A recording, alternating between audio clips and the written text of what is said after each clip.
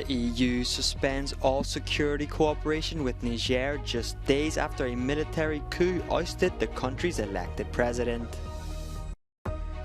Environment ministers from the world's largest economies have failed to reach an agreement on key climate goals at a meeting in India. Greece has lowered its security level from red to orange as crews contain wildfires burning across the Mediterranean region. After a military coup in Niger earlier this week, the European Union says that it is suspending all security cooperation with the African country. Self-proclaimed new leader General Omar Chiani has suspended the country's constitution but has also sought to reassure global allies.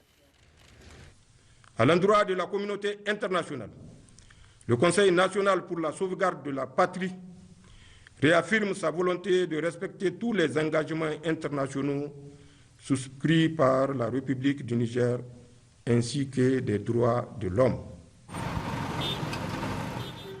Western leaders have condemned the coup and pledged their support to ousted President Mohamed Bazoum, who was elected just 2 years ago after the first ever free, democratic and internationally recognized elections in Niger's post-colonial history.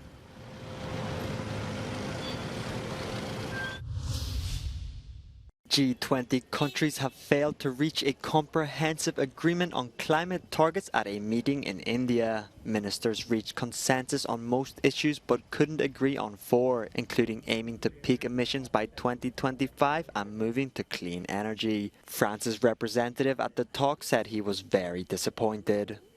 We are not able to reach an agreement of increasing drastically renewable energies.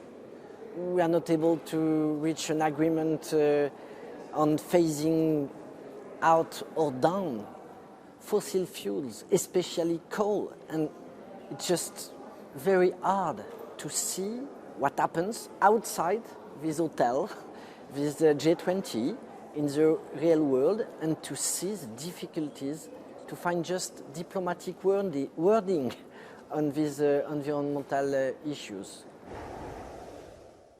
The decisions taken at the meeting will now be passed on to country leaders ahead of a summit in New Delhi in September. It will be the group's last chance to issue a joint statement on climate this year. Shattered by explosions at an ammunition depot in Greece triggered by wildfires near the central city of Volos. The fire alert level has now gone from red to orange, a glimpse of hope after nearly 700 blazes erupted in the country in the last 10 days. In Italy, 10 major cities have again issued weather warnings for this weekend. The government has called this summer's figures unprecedented, with temperatures higher than ever, peaking at between 46 and 48 degrees Celsius in some regions. 50,000 hectares of land have burned across Italy since the beginning of the year, according to environmental groups. In Syria, heat waves are putting displaced people at risk, the United Nations has warned, as temperatures reach 46 degrees Celsius. More than 130 fires were reported across the country's northwest in July. Almost 2 million displaced people live in hundreds of camps in the region. 2 people are dead after jumping from the 10th floor of a burning building in Berlin.